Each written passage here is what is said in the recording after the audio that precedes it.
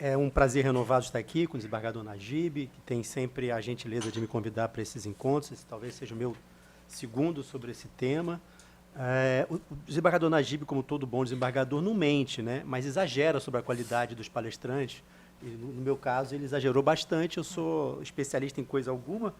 O máximo que eu sou especialista em ser velho. Tenho 28 anos de magistratura, então eu sou um juiz velho. Por conta disso, a minha expertise talvez esteja na minha idade, no meu tempo de magistratura. Também é um prazer estar com a minha colega Cristina, conhecer o Marcelo Kozlovski e estar de novo com o Capanema, que tem laços familiares, genéticos, a Justiça do Trabalho, e é sempre bom encontrar o Capanema aqui. Esse tema é um tema bastante difícil. Não é um tema de fácil abordagem. Se tivéssemos mais tempo aqui, poderíamos falar talvez 2 ou 3 horas com profundidade e com pertinência sobre esse tema. E ele é difícil por pelo menos 3 motivos. Ele é difícil porque, em primeiro, tem uma questão geracional. Tá? Esse tema é um tema que pode opor a geração dos millennials, Y, com os baby boomers, os jurássicos, como nós dois aqui. Obrigado. Tá? E quando há diálogo intergeracional, nem sempre se tem certeza que as pessoas estão compreendendo o que está sendo dito por uma geração para outra. Nem sempre as bases do diálogo são as mesmas, né? Enfim, quem tem pai mais velho, filho, sabe do que nós estamos falando. O segundo problema é que esse tema pode ter uma pegada corporativa. E se a gente for abordar esse tema nessa pegada corporativa por um lado, ou por outro, de pode tudo, não vale a pena debatê-lo nesse viés da pegada corporativa, de acréscimo de prerrogativa, como fosse um máximo direito, um super direito, o direito do magistrado às suas prerrogativas, e aí a discussão não vale a pena.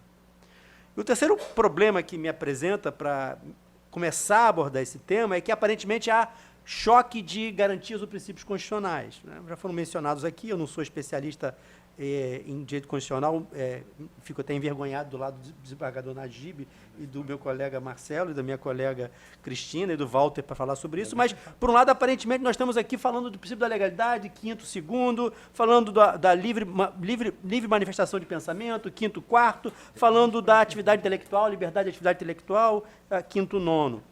Ok, isso tudo é verdade, garantias que precisam ser efetivadas dia a dia, como diz Bobbio, né? Os direitos fundamentais não precisam ser anunciados, o problema dos direitos fundamentais é dar concretude a eles, né?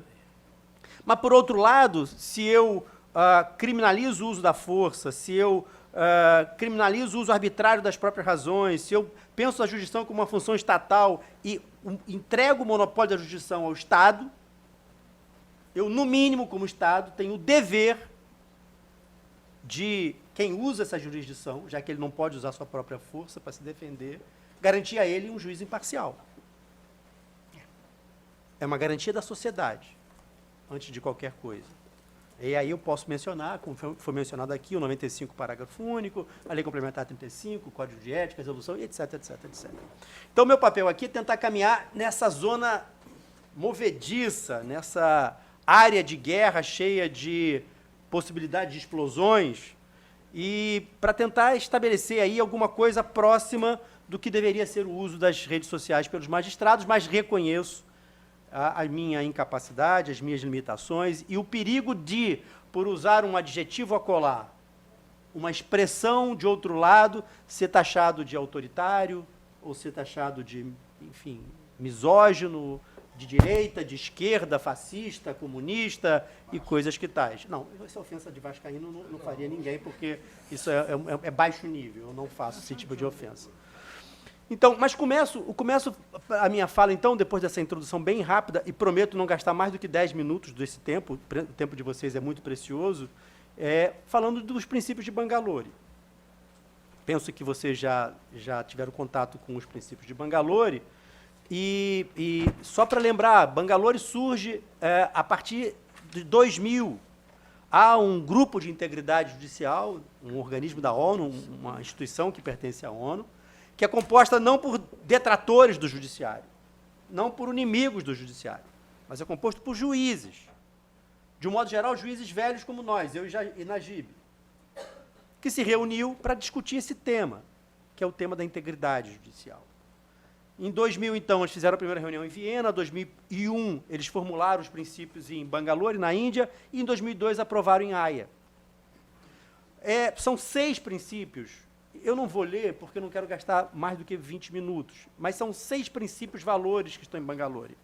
O importante para nós hoje são pelo menos 3, independência, imparcialidade, integridade, valor 1, 2 e 3.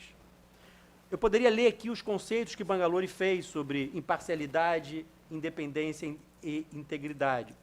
Mas a mim me basta a ideia que está em Bangalore de que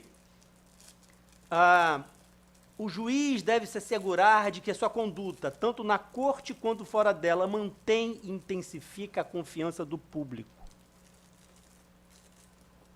Isso quer dizer que para Bangalore, o juiz não deve somente saber, conhecer esses valores éticos, mas esses valores precisam ser percebidos pela sociedade. Ou seja, não é alguma coisa didática que a cognição do magistrado deva apreender. Não estamos trabalhando aqui com cognição.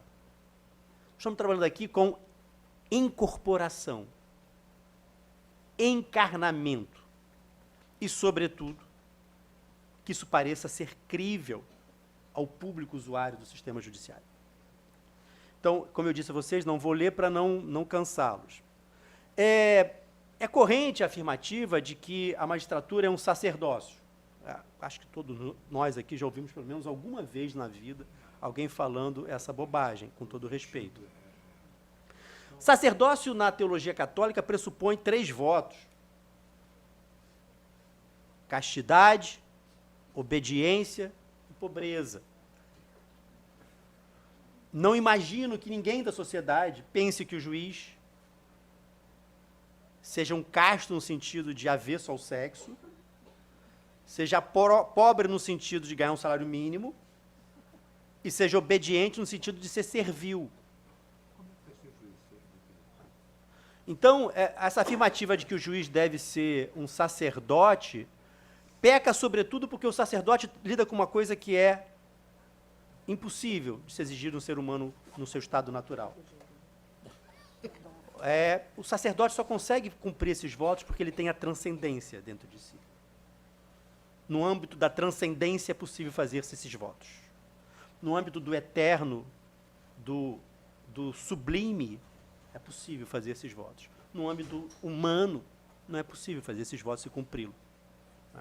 Então, penso que falar que o juiz é um sacerdote é um exagero, talvez uma hipérbole, mas que atrapalha a nossa discussão. Porque fica parecendo, quando eu falo de ética judicial, que eu exijo do magistrado uma ética que seja inalcançável. Então, esse é um outro problema de me aproximar desse tema. Aqui não é possível tratar desse tema exigindo, como Capanema lembrou aqui no exemplo que terminou a sua palestra, que eu discordo, mas daqui a pouquinho interajo contigo, não é possível exigir dele mais do que é exigível de um homem médio. O conceito de homem médio que nós todos usamos tão correntemente nos nossos escritos e votos, etc. Mas, por outro lado, se não é sacerdócio, o serviço judicial é um serviço público. E como serviço público, tem foco não no meu interesse particular ou corporativo da minha classe, mas tem foco de sua excelência, o público. Os princípios de Bangalore, então, antes de enunciarem um padrão tão elevado de ética, que é inalcançável por qualquer um, na verdade, é uma proteção da sociedade. O judiciário é, de fato, o último bastião, o último protetor contra governantes iníquos e leis injustas. Vencido ou perdido o judiciário nesse cenário, só resta o caos, a revolução, a força e as armas. Por isso que Bangalore quer preservar, sobretudo, em primeiro lugar, o funcionamento da sociedade. E, em segundo lugar, quer preservar todos nós. Se a gente quer continuar julgando com legitimidade, e eu não estou falando de legalidade, eu estou falando de legitimidade, aquela ideia de que o nosso ofício é percebido pelo nosso usuário de um jeito positivo, que todo dia chancela a minha atuação, porque as minhas decisões, ainda que não favoreça a parte prejudicada, estão claramente envolvidas com a ideia de fundamentação, coerência lógica e, pelo menos, um senso de justiça mínimo. Então, Bangalore vem nesse cenário de proteção de nós todos, magistrados, e da sociedade como um todo. O ponto central de Bangalore, então, é que os valores não precisam ser conhecidos pelos julgadores, mas precisam ser percebidos pela sociedade. Eu tiro o foco de mim mesmo, egoisticamente, do magistrado, e coloco o foco a quem, de fato, interessa nesse debate, que é a sociedade, que tem o judiciário. Então, por que a ética da magistratura voltou à cena, voltou ao debate? Por que nós estamos aqui hoje?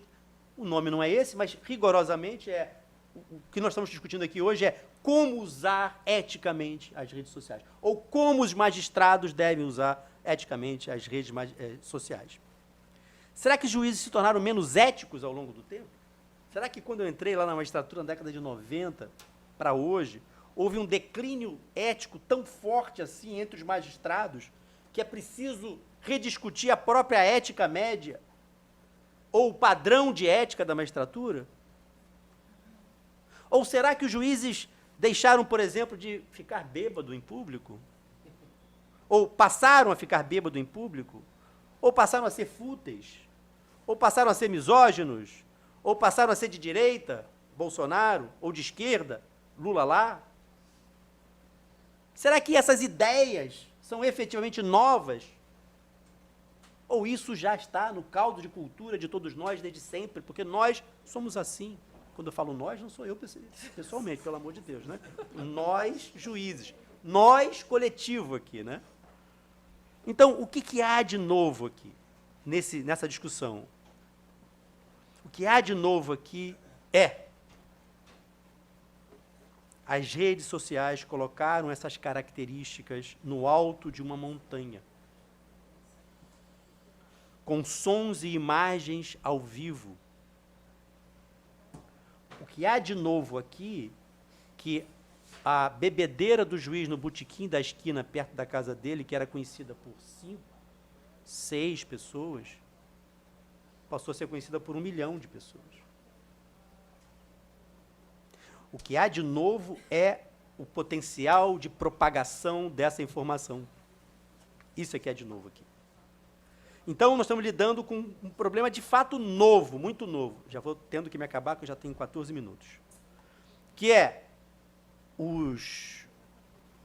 as características da personalidade humana estão sendo divulgadas numa potencialidade, numa frequência, numa intensidade absurdamente alta.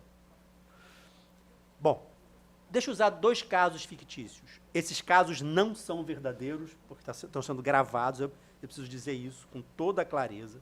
Não são casos verdadeiros. Esses personagens não existem, e por isso que eu não vou citar nomes, porque eles não existem.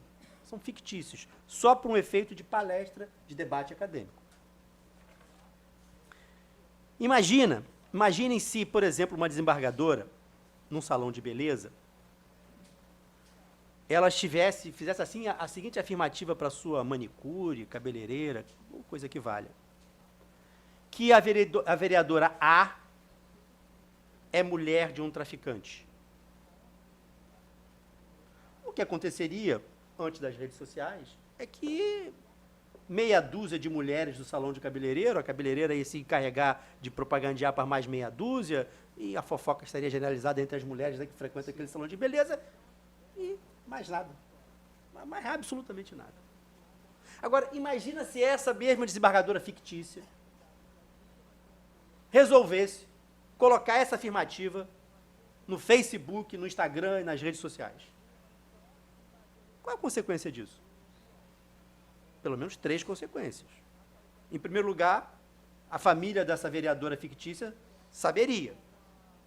Chegaria à família da vereadora fictícia. E se chegar à família da vereadora fictícia, certamente a família da vereadora fictícia entrará com algumas ações contra essa suposta desembargadora. E, finalmente, o que é pior para todos nós é que a sociedade perceberá o judiciário como demófobo, que não gosta de gente, que julga as pessoas pela cor da pele e onde moram e pelos ideais que defendem. Vai ficar parecendo que o judiciário médio é o judiciário dessa desembargadora. Um outro caso fictício. Quando uma promotora de justiça dava um jantar para um político em sua casa, ou viajava com ele para o exterior, ou ia à praia com ele, um punhado de gente ficava sabendo disso. Quem estava à volta, quem estava lá nesses lugares, geralmente públicos ou privados. Se lembra que nem fotografia tinha muito, né? Fotografia era rolo. A maioria de vocês não é desse tempo, mas eu asseguro a vocês que fotografar numa época foi muito difícil. Tinha que comprar rolo, a saber botar o filme, girar, depois revelar. Dava um trabalho terrível. Mas, enfim, até fotografar isso, ou seja, materializar uma prova quanto a essa realidade, era difícil. Bom, e se essa promotora hipotética fizer isso hoje? Posar com a camisa do candidato, fizer arminha com a mão, posar com vários candidatos do mesmo segmento da segurança pública, essa promotora vai poder depois participar de um inquérito, de uma ação penal e que se investiga a milícia no Rio de Janeiro? Ou rachadinha, um gabinete? Repito, esses casos não são reais, são fictícios, são da minha mente criativa, não aconteceram no mundo real, mas serve para ilustrar o que nós estamos debatendo aqui. Nós temos um mundo de hiperdivulgação das coisas, de hiperexposição. E continuar dizendo corporativamente que nada de novo há no front, eu sou livre para fazer qualquer coisa, é um lugar de ninguém, as redes sociais, me parece um pouco exagerado e com consequências graves para nós mesmos, todos os usuários do sistema judiciário. O que eu estou dizendo aqui é que a ética não mudou, o sarrafo não foi colocado num patamar mais alto, não há uma nova ética no nosso meio. O que há é que todo mundo fica sabendo dos desvios éticos e, por isso, é perigoso, não haverá mais legitimidade para o judiciário continuar a impor suas decisões. Termino falando da Resolução 305, até o desembargador Najib me brincou comigo aqui, dizendo que está tudo trocado nessa mesa, né? O advogado que devia meter o pau no judiciário defende, e os juízes que deveriam defender o judiciário metem o pau no judiciário. Mas isso acontece, a gente, juiz, defende a resolução e o Capanema critica a resolução. Mas, enfim, isso é só uma brincadeira, ninguém está aqui para criticar o judiciário ou defender o judiciário, mas é interessante a inversão de papéis de qualquer forma. Nós não estamos criticando o judiciário, nós estamos criticando o CNJ, é só esclarecimento. Bom, a resolução 305 tem, vocês sabem, o Marcelo já teve o trabalho de esquadrinhar a ação de inconstitucionalidade, a de 6293, relatoria do ministro Alexandre de Moraes. Fortemente ele ataca os 2 artigos, o 3º e o 4.2 da resolução. Eu preciso dizer que a resolução, eu participei da discussão da resolução, dois debates em Brasília sobre a resolução. Quem foi o inspirador ou o redator, o relator original foi o ministro Aloysio Veiga, meu amigo pessoal, juiz de trabalho antigo, enfim, estivemos em Brasília discutindo essa resolução. O primeiro rascunho dessa resolução, e o Marcelo também já se referiu a isso, era excessivamente punitivista. Era tipo administrativo e punição. Nesses debates, e eu sou diretor da escola do meu tribunal, a gente tentou registrar a importância da pedagogia, do ensino. Muito do que nós estamos de criticando aqui hoje tem a ver com desconhecimento. De um modo geral, os juízes não sabem o que são perfis fechados, abertos, limitar quem tem acesso, ter 2 perfis, um como professor, outro como vida privada para só alguns pouquíssimos amigos e parentes. Então, nós insistimos nessas reuniões a necessidade de darmos um tempo longo de preparação, de ensino nas escolas judiciais, que você chama de escola de magistratura, mas é a mesma coisa. E, sobretudo, que a resolução fosse principiológica. A resolução é principiológica. Não tem tipos administrativos na resolução. Isso é uma vitória nossa e da sociedade, na minha opinião. Mas me preocupam dois dispositivos em especial, que é o artigo 3º, a linha E, que diz evitar expressar opiniões ou aconselhamento em temas jurídicos concretos, e aí a expressão, a palavra que me incomoda, ou abstratos. O abstrato não se coaduna nem com o final, ressalvadas as manifestações. Se o juiz não puder falar opinião, eu estou falando opinião, aconselhamento fica claro que não, porque aí o exercício de advocacia administrativa, isso é outra coisa. Mas opinião em temas abstratos, ele não pode ter opinião jurídica. Na aula fica fácil, porque eu saio na GIB, na exceção, ressalvadas. Mas vamos tirar da sala de aula. O juiz não está no mundo acadêmico. Ele não pode ter opinião abstrata sobre direito. Nesse sentido, na minha opinião, o Supremo fará bem se entender que essa expressão abstrata viola o texto constitucional, aqueles princípios que eu já mencionei aqui. Outro dispositivo que me incomoda, em especial, é já mencionado aqui pelo Marcelo, por todo mundo, e eu também quero, rapidamente, mas em 30 segundos, para terminar a minha fala, me referir. É o inciso 2º do artigo 4º, que diz emitir opinião que demonstre atuação em atividade político-partidária. O Marcelo se preocupou especificamente com essa primeira parte. Eu me preocupo com a segunda parte. Ou crítica públicos a candidato, lideranças políticas ou partidos políticos. Eu fico imaginando, então, que um magistrado, como cidadão, não pode criticar um administrador público porque ele não foi zeloso com a água que a gente bebe. Por exemplo. Então, nós, juízes, não podemos, por exemplo, criticar o fato de que a saúde pública é um caos, que pessoas morrem na fila sem atendimento. Porque sempre quem é um administrador público é um político. Um prefeito, um secretário de saúde. Então, nesse aspecto, para mim, para além daquele que já foi adiantado, há claramente uma caput diminuta. O juiz é menos do que qualquer cidadão. E não dá para vincular a atividade dele na magistratura a um exercício com interesse político partidário. O Capanema, para terminar, prometo para terminar, eu já passei do tempo, eu sei, Najib, me perdoe, mas é sempre terrível dar palavra para o juiz, é sempre um risco. O Capanema mencionou a questão do contato 1 a 1 na rede social, se a memória não está me traindo, por exemplo, no WhatsApp, com um amigo, com um parente, e há uma confissão, há um segredo, etc, etc. Capanema, eu transporto para o tempo de outrora. Se eu fizesse isso presencialmente contigo e confessasse um crime, você poderia levar essas autoridades? Se a resposta for sim, com rede social é do mesmo jeito. Não há uma mudança aqui. Ou seja, o que é diferente é que eu tenho registro disso. A prova, eu não estou tratando aqui de um princípio ético. Agora ficou mais complicado, porque aquele crime que eu confessar para você lá na nossa bebedeira, na cachaçada, nós não somos cachaceiros, nem bebemos juntos, então é só uma liberdade poética, ok? E nem ouvimos belo. Não, nós temos bom gosto. A diferença é que essa conversa privada que o vento levava, ficou registrada com prova em juízo. A única diferença é essa. Mas não tem violação de prerrogativa data vênia nisso aí. Não há nada de novo no front. É a mesma coisa.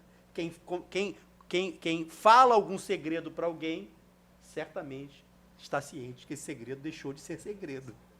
Lá, antigamente, presencialmente, ou na rede social, não há novidade nisso. Então, assim, encerro, peço desculpa por ter gastado 4 minutos a mais do meu tempo, mas isso pode acontecer, 5 minutos. Muito obrigado pela paciência de vocês.